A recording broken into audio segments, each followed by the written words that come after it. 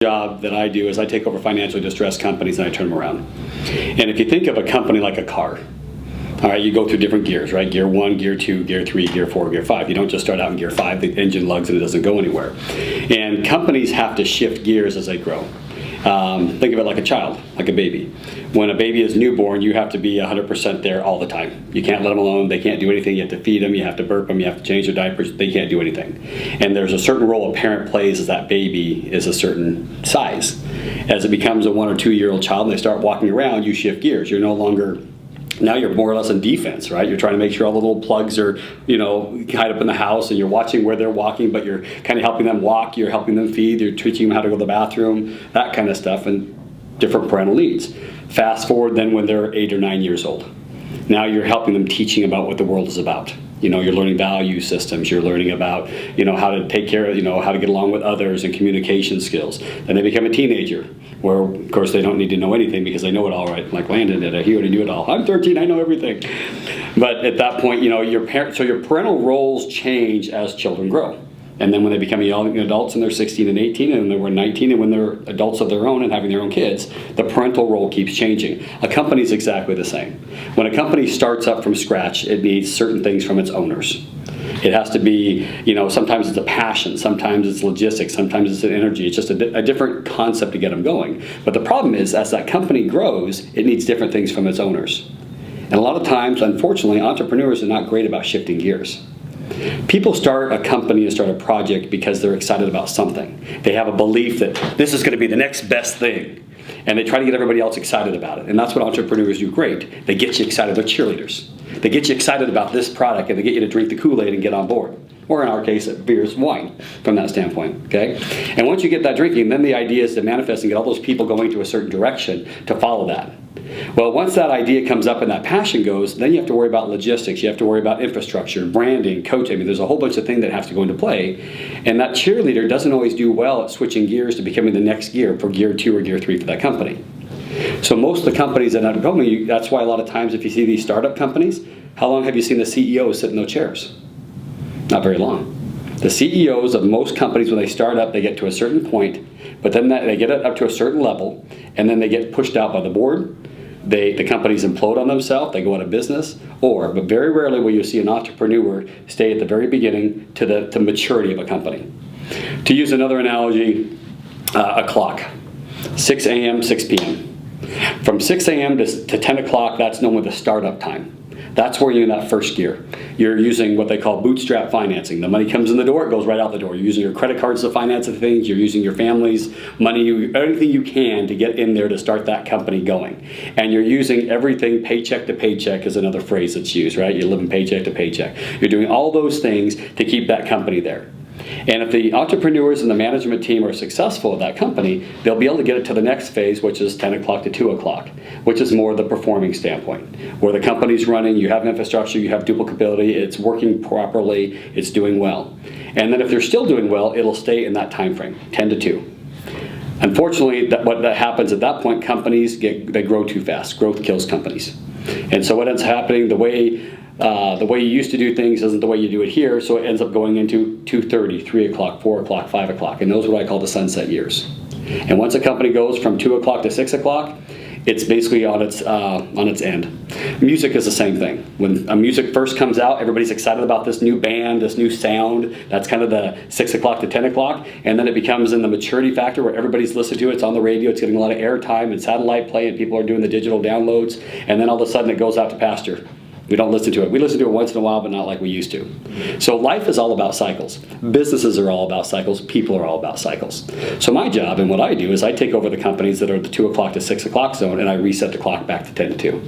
And my job is consistently to make sure my companies are running always in that 10 to 2 where. And so we're the entrepreneur thing where I kind of take that as a slight to a certain degree, because entrepreneurship talks about startups. It talks about being innovative. It talks about having a passion, a dream, and coming up with new ideas and coming up with these things and being a market mover and market changer and all that stuff. But they really don't talk about sustainability and scalability.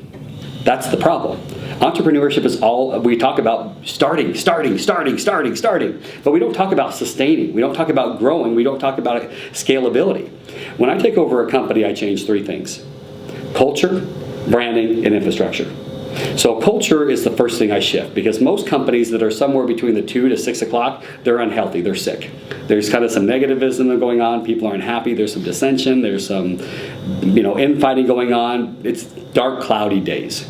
And so the first thing I do is shift culture. So at our companies, we have positive and healthy environments. We do not berate people, we do not yell and scream people, we do not intimidate them, we do not bully them, we do not say, if you don't do this, you're gonna lose your job. We coach people up, or we counsel them out. And when I say that coach up, coach out concept, it basically says, if I'm asking Landon to do a job, but he can't do it. Traditional management is, Landon, you better do this or you're gonna lose your job. We're gonna write you up, we're gonna put you on an HR plan, whatever. That's how management normally works. At our companies, we don't do that. We say, hey, Landon, we do what we call exploring technique. Landon, this is your job. What's going on? Everything okay? We want to find out, is there something going on? Has he not been taught? Does he not have the skills? Did he not get the training? Did someone tell him something the wrong way? Is there something going on at home that's not working out? Is there a personal problem going on that's affecting his job here? So we first explore to see what's going on. And once we figure out what's going on with Landon, then we try to figure out what's the antidote. If it's something at home, we have people that go, when we have 1,800 people, so we have people that go through divorces, we have people that get in DUIs, people that get in trouble with domestic violence, with their significant other got in a fight and one of them went to jail. All sorts of stupid little things. Like kids now using drugs. That's not a stupid thing, that's a big thing, of course, but things like that happen. So what we do is we try to support the individual. What's going on with the problem? How can we help them through this process? If it's a schooling thing, an educational thing, what can we do to help get you some training? Do we send you to a class? Do we get you some mentoring? Do we pair you up with another person who's got those skill sets? So we try to coach him up. Now, when the day is done in the sunset, if all the things we do just can't seem to help Landon get into that position, we say, can we move him to another position he would be successful in? And that's actually part of the coaching phase. We look at all those things, but that's another thing we'll do. If the day is done in the sunset and that doesn't work, we'll say, hey, Landon, listen, you're a great guy, but this just isn't the right fit for you. So here's what we're going to do for you. As long as you do your job exactly the way you need to be doing it, you follow through on your job, you show up full-throated support for that job, we're going to give you up to 60 days to go find another job. And your job will be solid here, as long as you keep doing the things you need to do here. And you talk to your manager, you tell them you've got job interviews, we'll be happy to be sensitive. We want you to try to get those job interviews towards the end of the day. But if you need to do it during the middle of the day, we're okay with that, but just get there, get back type of deal. And we'll be still a positive reference for you, because you're still a good guy, it's just not the right fit from that standpoint. So now Landon has 60 days to go find another job. We call that a softer landing. As long as there's no concern of harm to employees, the company, or our reputation, we will do that. If there is one of those things, then we don't do that. We'll just say, hey, we need to make a change right now. But that is just one thing about our culture. Our cultures are also about treating people as people, not objects. Too often we think of people as objects instead of people. We have the human factor. One of the books you guys should consider reading is called Leadership and Self-Deception. It's a great book. It basically talks about people when you're in the box or the out of the box. And the problem is, when we go through our lives, and whether it's our friendships, our school, your teachers, our professors, the administration, everything you live in your world, there are times where you get frustrated at someone and you just kind of get ticked off at them. Like, what the heck? Yeah. Well, the problem is, at that moment, you're forgetting that they're a person too. You don't know what's going on in this person's world or that person's world or that person's world. All you know is you're ticked off at them. This person might have got a divorce. This person might have found out they just got cancer. This person might find out that someone's been cheating on them. You don't know what's going on in someone's world. And that's what we talk about, the people factor. We react to reactions. And so the standpoint is, if you remember that people are people, they have insecurities, they have fears, they have worries, they have excitement, they have happiness just like you do, and we go through all those emotions, that's the people factor. So at all of our companies, that's the first thing I shift is the culture. I make sure the culture is positive and healthy. And we talk about those things, and we read it all the way through. In fact, excuse me one moment. Hey, Robin, can you always get me a burgundy book? We have a book. Like this one this is called the Burgundy book because it's burgundy because we're a wine company. But in that, we talk about relationship-driven. Our value statement is relationship-driven, connecting you to the world of wine and spirits. So that's our value statement to our client. We're relationship driven. And we go in here and we talk about our method for adding value, providing a consistent customer experience. And then we have things like, here's our communication model. Here's our values: trust, integrity, positive attitude, openness, character, respect, accountability. We define those. So there is a handbook for every company that talks about policies and procedures, but this is our culture handbook. Things we always do, things we never do. Things we never do. Never take shortcuts, only win in the never take shortcuts and only win in the short term. Never cover up or blame others or other departments for mistakes. Never be afraid to admit you made a mistake. Never say I don't know, but always say we will find out. Never portray sales and operations against each other or others. Never assume someone else will fix the problem. I mean, there's all these things we never do, but the positive things are we always make things happen. We never wait for things to happen. So it's a culture handbook of saying what's the heartbeat of our company. Our teamwork, trust, discussion, commitment, accountability, focus on results. So every one of my companies has something like this. And it's called a burgundy book. We have a green book, we have a brown book, we have a yellow book, we have a purple book. I think there's a turquoise book. And then we also go through part of our thing about positive and healthy environments and positive cultures. We actually give everybody, here's the performance standards that we rate people on. Number 1 at the top is relationship building. Number 2 is teamwork, leadership, and attitude, because we value those over anything else. And then we define what all of those are. So when people start here, they know exactly how they're going to be graded, and they get the answers to the test already. So culture is the big thing. The second thing we do is branding. Branding is internal and external. It's how the marketplace sees us and how we see ourselves. That's the second thing. So the Veers logo, if you look at the Veers website, if you look at the Veers logo, Veers Distributing, it's actually in the shape of a V almost, like a bottle, like a wine, or like a glass. So Veers is bigger, then it goes distributing, then established 1983. So this company's been around for 30-something years. And it looks at, and if you look at the H a little bit, you can kind of see it's the inside of it is a silhouette of a wine bottle. You'll see the kind of H goes up and it actually creates, the white part creates a little wine bottle from that standpoint. And so that's the first thing we do is have that. Then everything, if you look at our website, you look at our marketing material, our books that we do, I don't know what's up here, but because I'm just kind of looking at some of the stuff that's up here. But I mean, we have our holiday catalog, and it'll go through the stuff that we carry. This is still being done. In the bottom left-hand corner, you'll see a V with a little kind of a glass of wine with a V there. But again, it's branding, so it's how the market's going to see us, and that has to be a consistent message. So everything you see from our business cards, I don't think there's anybody's business cards up there, but from business cards and everything, you're going to see Veers Distributing and relationship-driven, connecting you to the world of wine and spirit. That's our value. That's who we are. So then we change the branding, internally, externally, how we see it. Everything communicates that same consistent message. If I say McDonald's French fries right now, if I say Domino's Pizza right now, you guys know what that tastes like right in your head, because it's a consistent experience. And that's one of the things that businesses don't do very well, and that's the problem with entrepreneurship. They get it going, hacking it up, everything just starting, baling wire, duct tape, whatever you can do to move the car down the road, but there's not a consistency of experience. And duplicability, scalability, consistency is the second key that most entrepreneurs miss, because they're too busy trying to get it in the door, raise the money. It's in a crisis mode. You're in defense the whole time because you're reacting to everything. So what really successful companies do is all my companies play offense. I'm great at defense. I'm great at defense because that's what I do. I have to go into a company that the ship is sinking and I have to turn it around. I've got hundreds of jobs on the line and I've got to get that company switched around. So at that point, my job is to get the company from playing defense to offense. And unfortunately, a lot of entrepreneurship is about defense. You're dealing with the market. You're trying to figure out, you're reacting to the marketplace. And if you're reacting to it, you can't be controlling it.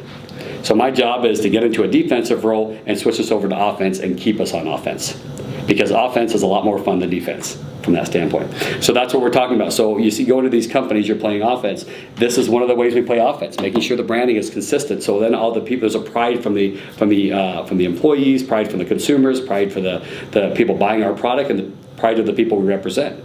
And then the third thing is infrastructure. Infrastructure, process, procedures, systems, it's how you make things happen. And that's the consistency. So if you say McDonald's French fries, McDonald's cheeseburger, Domino's pepperoni pizza, they have a process that they go through. So no matter what Domino's you order from or what McDonald's you go to, you're going to pretty much get what you're expecting. And that's what happened when growth kills companies. Companies keep going like this, and that's what entrepreneurs are great at, growing it. They're great at cheerleading, get everybody to drink the Kool-Aid, drink the wine, get on board, and then they go up here and they implode on themselves. And that's the biggest key that entrepreneurs have to do. They have to learn how to switch gears, step out of the chair, or do whatever's needed to make themselves so they're ready for that step. One of the questions I think you ask is how many people do we have? Corporate-wide, we have 1,800 people. So there's 10 companies right now. There's a Wine and Spirit. This company has 150. This is actually our corporate office, but this is our smallest warehouse. Our largest warehouse is in Kent, Washington, where we have a huge campus where we have lots of wine and spirits all over the place. And then our second largest one is in Oregon, and this is the smallest one because it takes care of eastern Washington and northern Idaho from that standpoint. This company here has about 150. But there's a wine and spirits company, there's a computer service company, there's a large-scale furniture manufacturing company where we'll make like 1,000 couches for the Hyatt kind of thing, or the Hilton. There's a textile company that was going bankrupt that we bought a lot of our fabrics and all that from, and my competitors bought all the fabrics from that was going bankrupt, and importers. So I got everybody together to want to buy it together, and they didn't want to, so I bought it. So even if I lose out to my competitor for this 2,000 chair order for the Marriott, they're going to buy the fabric from my textile company, so I still make money from it, from that standpoint. So there's that. That's kind of in management, there's a vertical integration. So you have you own the supply chain, you have the manufacturing, and you have the people right before in front of you there. Let's see, then there's a tire production facility. There is a tool and die company. There is two credit companies, a factoring company and a hard money lending company, kind of like a bank. We fund a lot of people when they're buying properties and rehabbing them, or buying big office buildings that they want to do expansions with, and then we kind of bridge financing, that kind of stuff, equity financing.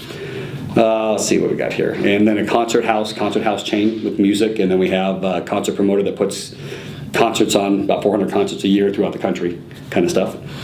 And I think that's 10. Go through my head real quick, but there are about 1,800 people in those companies from that standpoint. So that was, I know, one of the questions you had. What was another question you had there? So then, what business did you start with, or how did you get into it? Okay. I don't know if you want to start with the warehouse thing. Well, and so I bought and sold, let's see, 18 companies over the last 20 years as well. So these are just the holdings we have now. So right now, current employment, 1,800 people. We might be as small as 800 and as big as 2,500. Right now, we're at 1,800 people corporate-wide. As far as how I started, I left home 15 and a half, had 4 alcohol and abusive dads and an alcohol abusive mom. So I learned at a pretty young age 2 things. Number one, when adults are in charge of your life, they can screw up your life. And number 2, the very place you're going to get stability that you're supposed to get at home, that stability and support, you don't get it at home necessarily. So basically I realized that when adults are in charge of your life, if you want to create stability, I can either bet on you guys or bet on my bosses, or I can bet on myself. And that's the key. So I went to work for a little computer company that was in the mall because I played sports in high school, but I wanted a job that was going to benefit me in the future. I didn't want to, not that there was anything wrong with fast food or jobs you just go in and leave there, but I wanted something to benefit me. So I worked at a little computer company there in the mall, and when I was 16, and left home when I had my own house at 16 actually. Mom probably will tell you about that. They remember that house from that standpoint. And then there's a book that you might have all read already called Rich Dad Poor Dad. Okay, you should read it. It's another good book. It basically talks about the difference between putting your money in income-producing assets, things that make you money. If I look back to the millions of dollars I have today, I can point and tell you there's $5 million in that company, there's $20 million in that company, there's $10 million. Every $1 million I made, I still have, because I put it into things that make me money. And that's what they talk about. There's an expense category and an asset category. And then there's assets that make you money. So if you go out and buy a new car, then that car is an expense, right? But if you buy a house and a rental property, that's an asset, but it can also generate money. Like as an example, I normally don't buy office buildings. I normally buy the manufacturing facilities that our companies are in. So that way I don't, because it may cost us $1 million to move. So you look at our California facilities, our Oregon facilities, there's a lot of equipment all around. So if the landlord came up and said, well, your lease is about up, we're going to raise your rate about $100,000 a month, you're kind of like, oh crap. From that standpoint. So we buy those facilities so we control it, but I don't normally buy the office buildings because you can move offices wherever, from that standpoint. But I did buy the office building that we exist in downtown, so that is our building. Now what I'm doing is I'm buying the land around it to build a secondary office building. And it's only a 15,000 square foot building, so it's not like a huge one. But I'm buying these houses next to it. Well, the plan that I have, it's going to take a little while because there's some zoning changes that I have to go on to. So there are different properties, there's like a house, empty lot, house type of deal.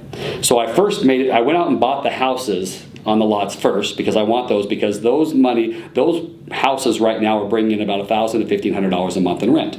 Right? They're rental properties from that standpoint. So I bought those houses first, and then I paid an option on the other land in between it. Because if I bought the land today, that's going to tie up my money and I don't get any return on it until I decide to develop that property. So when I went to the guy and said, listen, you own that land, what do you want to do with it? Well, I'll sell it to you. Well, when do you want to sell it? Well, I don't want to buy it right now. Well, how about we deal? I'll pay you $2,500 today, and then I'll buy it from you in 1 year at this price. And you're like, well, I'm not going to do anything with it. Can't do anything with it. Why not? So now I have 4 options on the land that have nothing on it that cost me a total of $10,000. And then I bought these other properties between $60,000 and $100,000 that are all bringing about $1,000 to $1,200 a month to $1,500 a month rent on. So my money's there, but it's making me money now.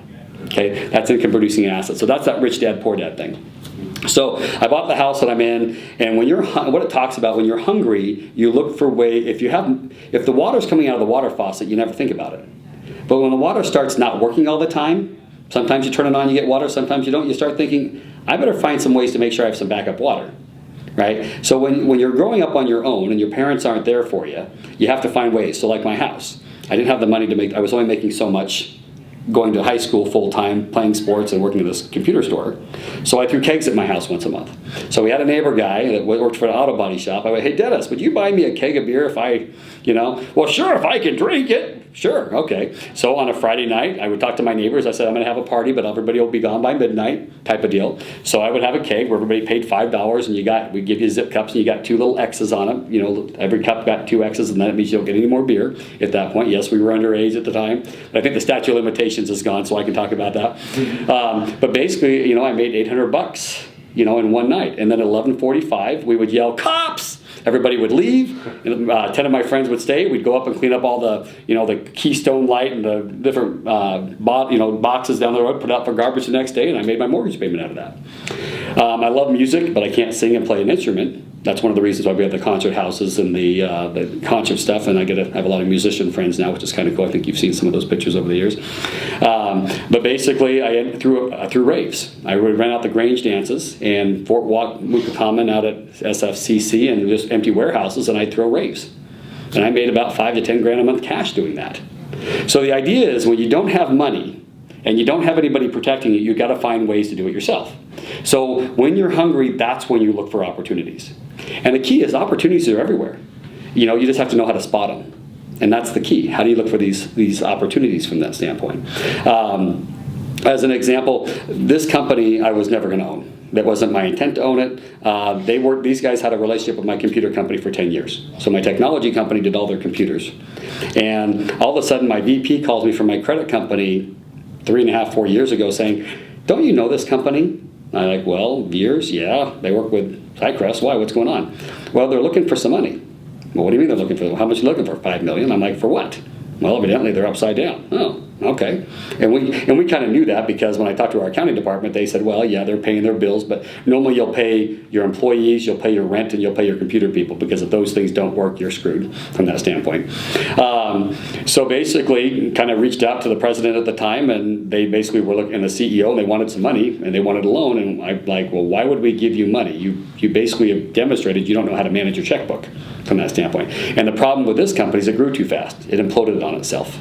It grew, and there were some market things that changed, and they basically didn't react to it and be ready for it.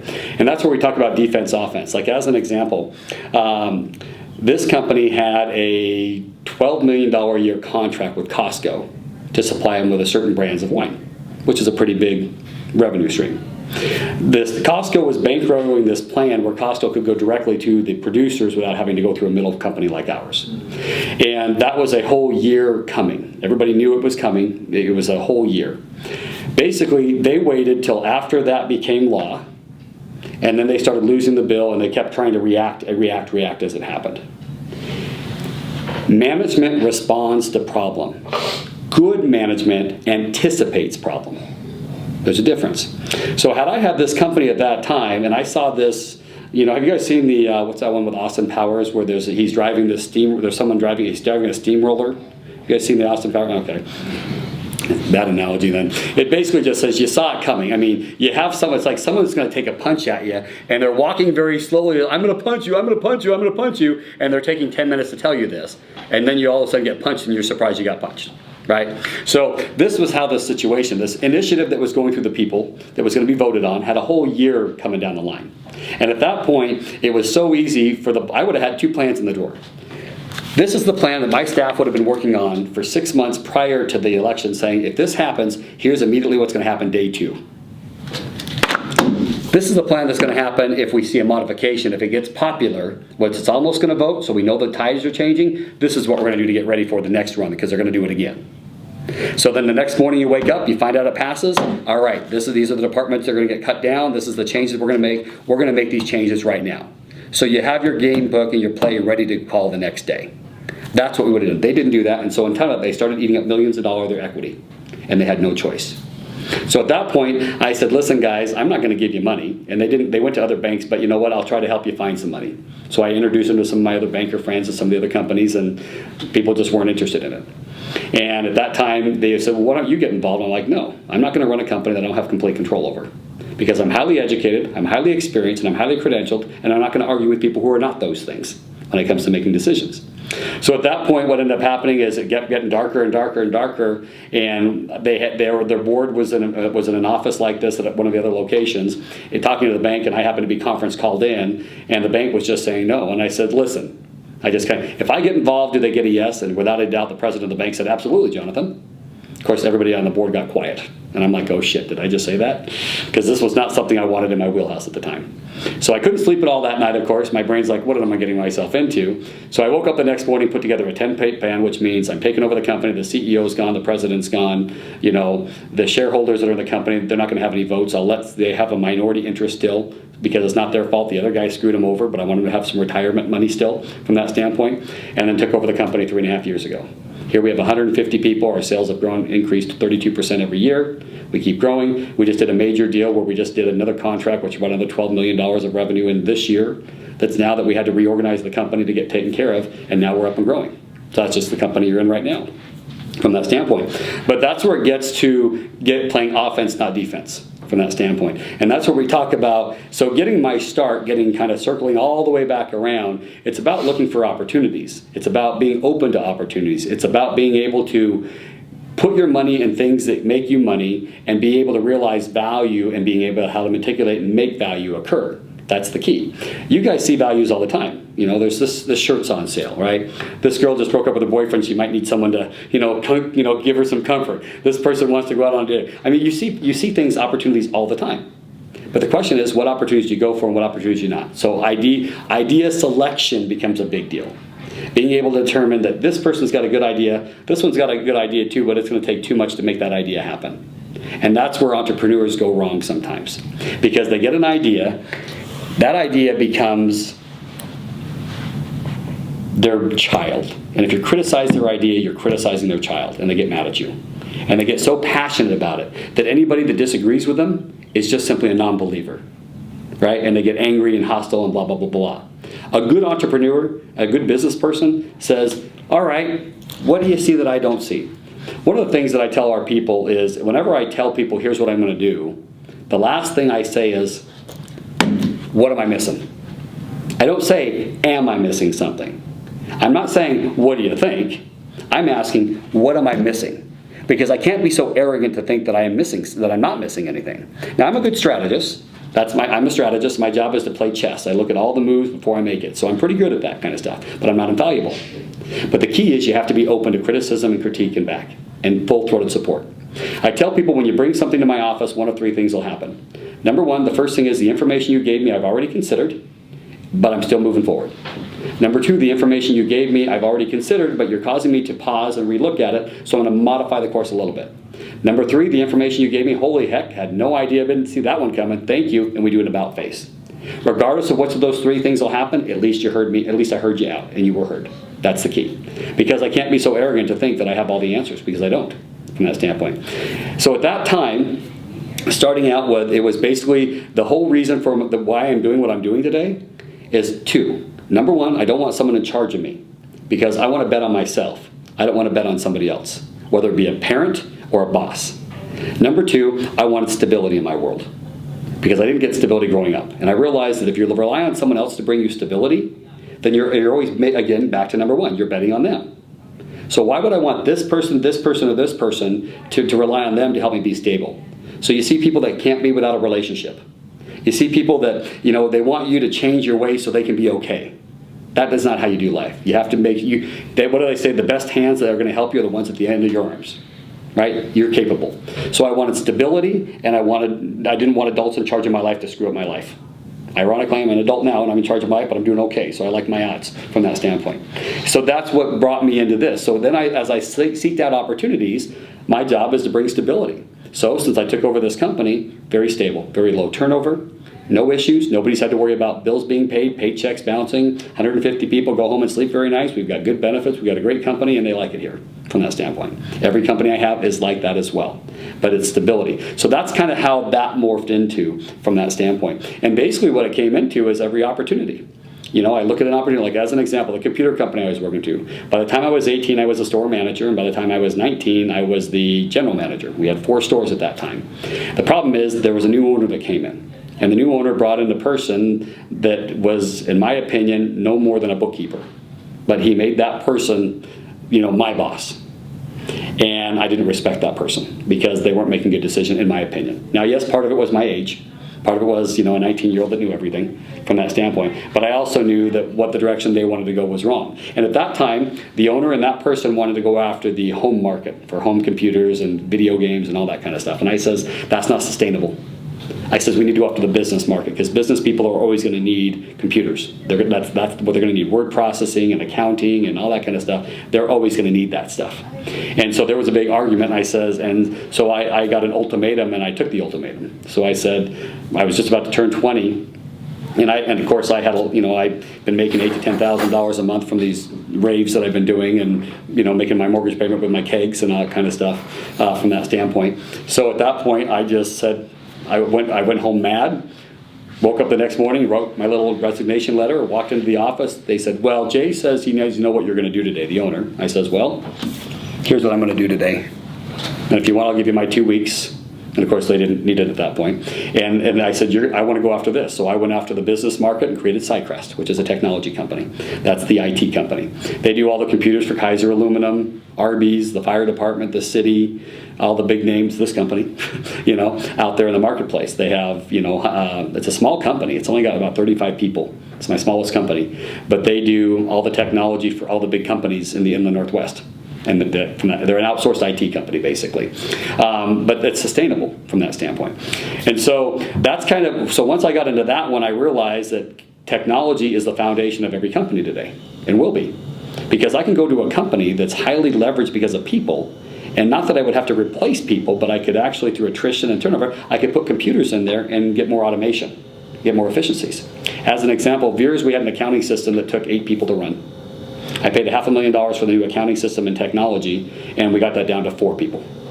And so those people, they retired, you know, since retiring or layoffs or people that were leaving the area before I came on board, basically. As we switched that, I think we actually relocated 3 of them to other positions, and then some retired. But basically, I was able to take the money that I spent in 1 year on those people and basically get a payback by putting in the technology that's now running the company today that gives us more efficiency. And every year I save that money in my pocket. Kind of stuff. So basically getting into technology, and then I started realizing more and more about, well, that was easy, or that's not so easy, it was hard, but then you look at more opportunities. More businesses become available from that standpoint. So in that computer company that's doing all these other companies, when they're not paying their bills, you know something's going wrong with them. Geez, why are these guys always late on their bills? They're 90 days out. Well, that's another company I can take over from that standpoint. And then I got a reputation from the bankers at Wells Fargo, Washington Trust, and Sterling Savings at the time. There's a department called Special Assets. When a company is about to go bankrupt or not making their loan payments, a bank will put that company in special assets. And special assets' job really is to help get the bank their money back and get you out of there. Type of deal. That's where it's kind of you're being shown the door from that standpoint. So those banks would get in touch with me, and then I'd go into those and I would turn them around. And we used to actually do it as a fee. We would go in and charge you X amount of dollars and get your company turned around and save it. Well, the problem is I only did that for about 4 years because the companies that we rescued, within 3 or 4 years of us walking out the door, they were having trouble again because the owners didn't shift their thinking. They didn't learn. So at that point I said, I'm not going to waste my time even though it's profitable, and I decided, heck it, we're just going to take over the companies ourselves. So then we go in there and say, well, your house is on the line, your parents' house is on the line because they co-signed on this, you know, your retirement, well, you're not your retirement plan, but all the money you had is in this thing, so we'll make you a deal. You walk away and we'll assume the loans and you can just be done. I'm not giving you my company. Well, okay, then let it die, and you can go after, you can lose your house. I don't care, from that standpoint. So that's kind of along the lines of everything. It's about opportunities. It's about basically recognizing opportunities. It means preparing yourself. Getting back to the education question I think you had. When I first started out in high school, we didn't have the Running Start program that some folks have had. But basically, I didn't believe I needed a degree to be successful, because I figured, well, I can figure this stuff out. And so it took me 6 years to get my 2-year degree, because I took 1 and 2 classes at a time. And I really didn't learn much from that. It was more about just accomplishing the degree. And then I at least finished up to my 2-year degree, because I figured I wanted to make sure in the future I had opportunities, and I didn't want a degree to hold me not hold me back at that time. So then, and somewhere along the lines, we hit 351 employees. It was that 51 that kind of always sticks out in my mind. We had 351 employees, and one of my companies, my computer company, was underwater. So the very company that I started was having difficulty, but every other company I took over was doing really well. Because we took over Mount Spokane, the ski resort, and redid that and got it changed over to a nonprofit. We took over the condominium complex next to it and redeveloped it. I mean, there's all these things we were doing and everything was working. I had the Midas touch, but my own baby was a crack baby, but my stepkids were doing great. So what was going on? So that's where I realized I felt a crisis of confidence. I shared this with you a little bit. At that point in my life, I didn't want to be around anymore. I thought I was a failure. I thought I was a fraud. I thought, I don't know how to do any of this. It's just waking up from a dream. And then through kind of some crying and worried and looking at options and saying, what am I going to do with my life and all this, and feeling like a failure, something happened where I woke up one morning finally when I decided I could end it all, or I could look at another pathway. And I thought, what's behind it? What's behind it? What's behind this? And what I realized is I had natural skills of how to improve something. I always knew how to build a better mousetrap, but I didn't know how to create the mousetrap. It takes a different skill set. Entrepreneurs have one skill set, and you got to cross it over. So I realized I needed education. So at that point, what took me 6 years to get a 2-year degree took me a year and a half to get pretty much a focus in economics, finance, and management, because my attitude was, I'll be damned if I'm going to let it take me 6 years to get this degree. So basically, I would actually go to school during the daytime, and my staff absolutely hated it. Because I go to class in accounting, finance, marketing, econ, and I'd come back with all these ideas, and my staff's like, okay, great, what's Jonathan going to have us do today? But the nice thing is we had our own CPAs on staff, because I could help them with my homework in the accounting. But I learned accounting was one of the most important skills. If you're going to be a business owner, accounting is one of the best skills you got to have. You have to understand accounting. Because what I learned really quickly is no one is going to watch your money more closely than you are. No one's going to make better decisions with your money than you are. And you have to be able to challenge the people sitting at the table to make sure they know what they're talking about. Because if I give Landon $100 to go shopping, and I say, Landon, get these grocery items, but you got to keep what's left over, he'll have $80 left over. But if I just give him $100 and say, go get these ideas, he might bring me $30 back. Because he knows he's getting that money. So if I'm shopping with my own money, you're going to say, well, I don't need this brand, I'll get that brand. Or I'll get this brand. It's the same thing. Ketchup and Heinz and ketchup and Western Families, ketchup from that standpoint. But when these guys are watching your money, it's not their money, so they're not worried about it too much from that standpoint, right? It's not a big deal to them. But when it's your money. So once I started getting that degree and focusing, I was able to come back to my companies, and that's how I got energized. I realized I'm not a failure. I just didn't have that skill set. It was not a tool that I had in my toolbox. So once I learned that, I started embracing it. Operations management, business law, accounting, finance, economics, all the classes, HR management, all of those things, right? The things you guys are taking. I realized the value of those. So then I was able to come back and start running my companies a little differently. I took the real, by the horn, took the bull by the horn, as they say. And one of the things I did is I went back and started looking at our financial statements from the other companies and saying, if I knew then what I knew now kind of thing, I would have had $3.2 million more in my pocket at that day had I had that degree. 3.2 million. So when I'm teaching over at Gonzaga and I tell my students, I understand this degree is going to cost you a lot of money, maybe $100,000 to $200,000, whatever it's going to cost. However, my degree cost me $3.2 million because I would have had $3.2 million more in my pocket in my bank accounts had I had that. And then I started shifting of who I hired and what, because now I could challenge them from that standpoint. So accounting is really important from that standpoint. But at that point, that's where we talk about sustainability and scalability. So my job basically is learning how to sustain. Every time you make a decision, you have to ask yourself, is it sustainable and scalable? Scalable, can it get bigger and can it get smaller when needed? And it's sustainable. And what you realize is if you're an entrepreneur, most entrepreneurs don't shift in that skill set. It's all about startups. And so you can either do a couple different things. So as our companies continue to get bigger. But, So what we like about this is that we're going to write 3. Well, this is more for about you guys. Yeah. Companies went internationally. I didn't have the international skills, so then I went back for my MBA. So that gets to another question. So I have I have an MBA, but I focused on international business. You don't get really a concentration or a major when you get your master's or your MBA, but you can focus on it. So I focus on international classes because now we have international with the textile company, with the wine and spirits company, with the credit company, and with our manufacturing companies. We're international now. So because of that, so as our companies got bigger, it needed new things from its CEO and bigger things from its CEO. So I had to keep educating myself and schooling myself and making sure that I could stay ahead of the curve. And that's what entrepreneurs don't do very well. They have this idea, they run into that idea, and they kind of stay there. You don't see many entrepreneurs going back to school. You don't see many entrepreneurs trying to further their education. What you see them say is rest on like, you just don't understand, you don't get it, and they get passionate about it. So sometimes an entrepreneur will have a 4-year degree, but they won't apply it properly or use it the way they need to be using it. They try to rest on their laurel like, I have a degree, instead of, well, I have a degree, but I still have stuff to learn. And that's where it should be going from that standpoint. So go ahead with your questions, and we kind of...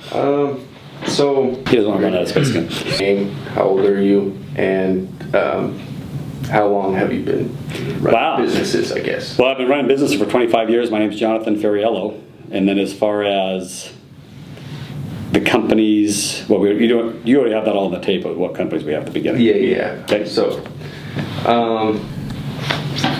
you've went over quite a few of these. How do you advertise your business? Every company...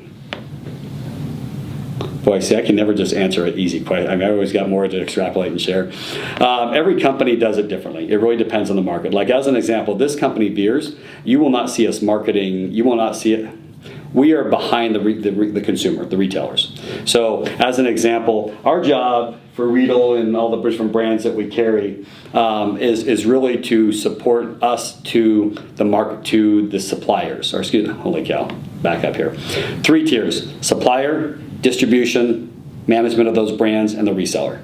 So this company here, you'll never see this in the marketplace because it's not supposed to be in the marketplace. We are behind. When you go to URM, when you go to Albertsons, Safeway, Costco, you're going to see all of our brands. If you see Leonetti, Duckhorn, Rombauer, Dunham wines, which are all top tier, very expensive, very high-end wines, you see those anywhere, you're going to see our brands everywhere. So our customer is everybody, okay, except the consumer.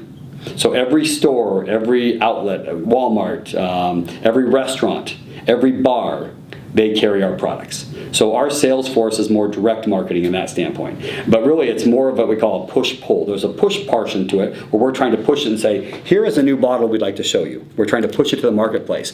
But many of the times it's a pull market where you're calling us saying, well, we want Duckhorn. You own that brand for this state. I need to get it. So if you want Duckhorn and Rombauer, you have to come to one of my facilities to get it in the states that we own the brand for. So we don't actually own the brand, but we control the brand, if you will. And they call it owning the brand, if you will. So every company, so that company, some of our credit and financing companies, they don't market either. They basically get referrals from like banks. Banks and consumers from that standpoint. I mean, banks will say, hey, we can't finance you, but go here, that kind of thing, or mortgage brokers. From that standpoint. If you look at our furniture manufacturing company, we do have direct sales reps, but they basically do direct marketing directly to, there's 1 or 2 buyers that buy for the whole Hyatt chain, or the whole Hilton chain, or the whole Marriott chain. So our salespeople go contact those 10 people at those 500, that represent 500 locations. So really every organization, it's about, we have all these different companies. Now the only ones that like for the concert houses and the concerts, I think those are really, in the computer company, those are the ones that go directly to consumers, but a lot of that's going to be web-based. It's going to be on social media, it's going to be on apps, it's going to be on little ads that you see, but most of it's digital marketing nowadays. Before, though, it would have been the newspaper. A lot of times to show things in the newspaper, what's going on, or little flyers. Sometimes it's guerrilla marketing when you go out there and put them on telephone poles, that kind of stuff. But what we do a lot of things is we try to get a brand sponsor. So like say it's we're putting a concert on, we're going to try to partner up with Budweiser, or right now Tito's. From that standpoint. Because they're already kind of exposed, so it's easy. Exactly, or Anheuser-Busch from those standpoints. And then we use their marketing to push it right through it. Okay, so probably our last question, since you've answered like basically a lot of these. I can give you more concise and direct answers if you want to those too, of course. Fine. Well, that would help me. Okay. Okay. Okay. Go through the list. I mean, I think we answered number one. So, the last one that I was going to ask is, what plans do you have for the future of your company and your other companies, I guess? The easy answer to that, there isn't one. And you don't want one. Here's the problem. People get themselves set in a certain thing. If you guys want, if this is what you're planning on doing, and one thing changes in that plan, your plan can't materialize. We want to go to Seattle this weekend and you're driving, and no one else has a car. That's our plan. We make the whole weekend to do this. Your car breaks down. We're not going to Seattle.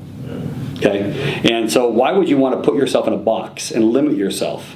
Because that's the problem. People get set on certain things. I'm going to do this. I'm going to do that. But what if that doesn't? What if the markets change? There's two environments: the internal and the external. The external environments are things you have no control over. That's the political climate. That's the economic climate. That's what happens. You have some influence through your legislation, but you can't control it. What's going on out there is what's going on. The internal environment, from the paint of the walls in, you have 100% control over that. So what happens inside the walls at every one of my companies, I have complete control over. So what my job is as a strategist is to respond and anticipate what's going on in the marketplace out there. And then build up, make sure I measure my companies to go through that. I get offers for some of my companies at any given time. I've got a pretty fun offer right now from my largest competitor on the East Coast that wants to buy my West Coast manufacturing company. Because they have a manufacturing company on the East Coast, they want to have one on the West Coast because I keep kicking their ass on everything in the West to the Midwest because they can't compete with shipping costs. So I said, I made a joke when I saw him at a conference. I says, well, you should be really, you're kind of stupid. He goes, what do you mean? He says, you should be buying my company and controlling the U.S. with bookends. So that way you have on both sides, the East Coast and the West Coast, and you can ship all the way and get 100% of the business. And then you can buy bigger quantities of stuff and have more control over the marketplace. So I says, I think you're an idiot for not buying my company, quite frankly, and then I laughed. And of course, 2 days later, I get a phone call from the CEO saying, were you serious about that? And I says, well, let's talk about it. And so we've been talking about it now. So really, but 6 months ago, I didn't even think about that. Why don't you want to buy his? That's not I don't want to be East Coast. I don't like time zones. All of my companies are West Coast. Everything I have are Seattle, Boise, Salt Lake, San Jose, Los Angeles, Irvine. They're all West Coast. I don't like time zones too much, and I don't like to travel for business too much. I like to travel for fun. Okay, so for him, we're going to hit you with the rapid ones, and if we can shorten those answers up, all right? You got to remember, I was doing this to try to help give you more business. If this is just a quick class assignment, we could have done that. But I'm trying to share more knowledge, more for you. Of course, you're my nephew, but if we could take some pictures, maybe. Sure. What? To integrate it into the video.